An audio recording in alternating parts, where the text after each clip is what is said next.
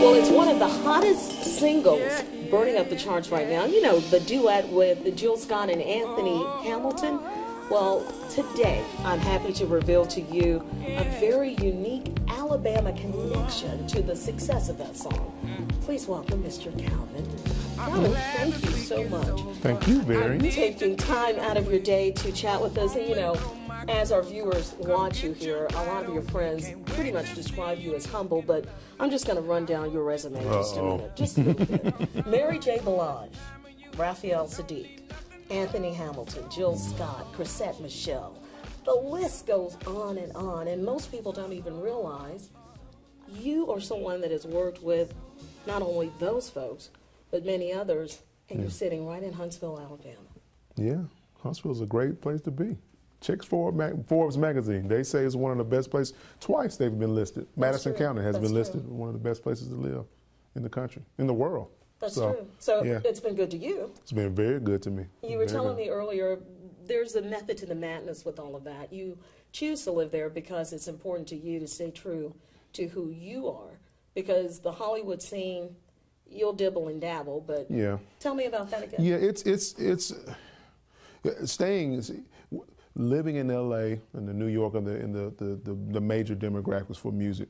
You know, that's humbling in itself when you're coming from a place like where I'm from Alabama. You know, prior to going to those places, I'd never been anywhere. So, you know, you're in a bucket with a lot of other people that's trying to do the same thing.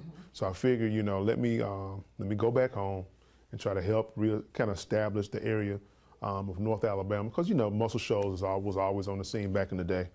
Let me just stay here to kind of reestablish the roots of music that's here.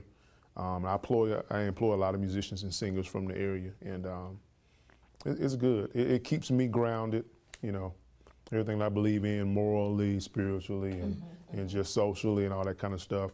You know, what I expose my kids to, it's all there. I don't have to.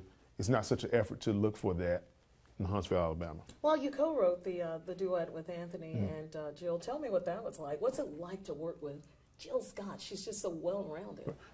Now, people don't know, well, probably wouldn't think this, but on this song, particular song that I did with Jill, I worked with Jill first in 2005 on her album, 2 albums prior. It's got a song called Spring Summer Feeling. That's when I actually met her. She was doing some shooting for the show Girlfriends. Okay. She had some reoccurring roles. Didn't get a chance to even meet her on this song. I mean, Anthony wrote the song for another artist. I won't say the name. Okay. She rejected the song, and Jill heard the song 2 years later and said, "I love it. I want to put it out this summer. I'm gonna record it. Let's do it." And the song instantly went to radio. I think within the first couple of weeks it went. But the writing experience was great. Me and Anthony worked together on a lot of stuff. Obviously his music, but other artists, Josh Turner, country artist, and we do stuff for movies and stuff like that too. So. Speaking of which, you just did a musical score for a movie or documentary. Yeah. Well, there's a film that Tyler Perry is doing that me and Anthony had the opportunity to work on. It's a Richard Marx song, Right Here Waiting for You. It's an old 80s song.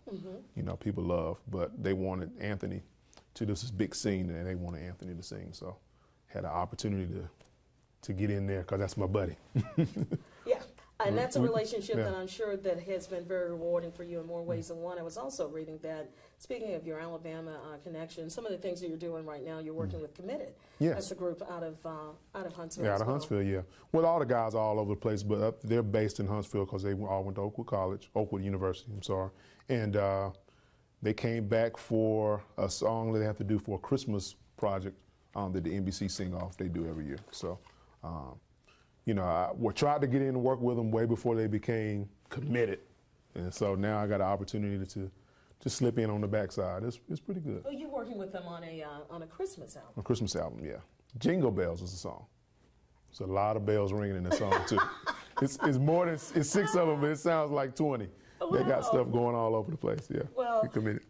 If you had to, would you do what you do for free? Because it looks as if you truly enjoy. I wouldn't do it for free. It's a job that you love, but you wouldn't. No, I've done it for free, of course, and I do it for. You know, I absolutely love it. I know where you're coming from. I love it, and you know, and the hours spent. You know, it's rewarding when you look back and you think, you know, My parents pretty much brought me up in that American, go to school here, do this, do that, go to college. And I think after my parents started seeing some success, they're like, you know what, man, you do you. You go ahead and do your thing. And they always supported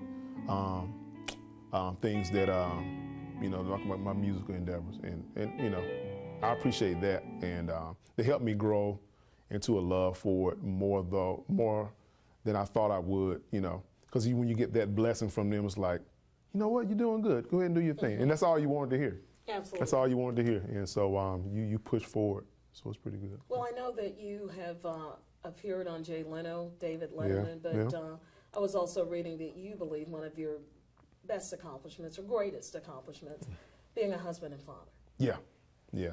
So hard to be one of those these days. You got a lot of producers going around.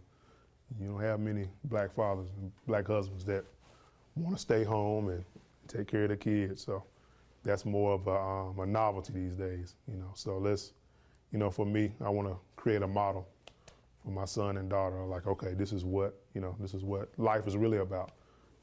I work, I do my stuff, I'm doing all kinds of things, but, all that stuff is based around, that's my purpose and my motivation for doing it, I don't think if I had that as a central focus, then I would just be, prior to having that, was just doing it, Okay. So well, the last two questions, you talked about being a role model, obviously, for your children, but you're also a model for a lot of artists that think they have to be in that Hollywood scene, that they have to be in New York. You can still be true to you, your roots, your heritage, who you are. Exactly, yeah. And still be successful in the industry. Right. Well, yeah, nowadays, there are a lot of models happening, when the industry first started, for us being able to get into the industry as producers and songwriters, there was like one model that you had to follow. But, with technology and then the way the industry is changing with, with the internet and stuff like that, it's a lot of different models now. And I'm just trying to create another model, that you can actually stay home and be in, and not the large demographic. I think you get a lot more attention that way because you're not in a big bucket with all the other crabs, so to speak, and trying to climb up to the top. You're one man in an isolated area that, and you have a bigger support group when you actually do make it. Ruben Studdard is one of those guys. Alabama really supported him, committed with the sing-off, had a really big support group from Huntsville. If they were from New York or somewhere else, it may be, I'm sure it would have been a lot different. And they could have gotten lost in the shuffle because there's so many other artists that they're competing with. Exactly. As we wrap things up here, can you think of anything that you haven't done, any particular artist? I know that you're a huge Al Green fan. Yep. What's left for Kelvin Wooten to do? Wow. John Mayer. It's crazy that I say that, but John Mayer is an unbelievable musician.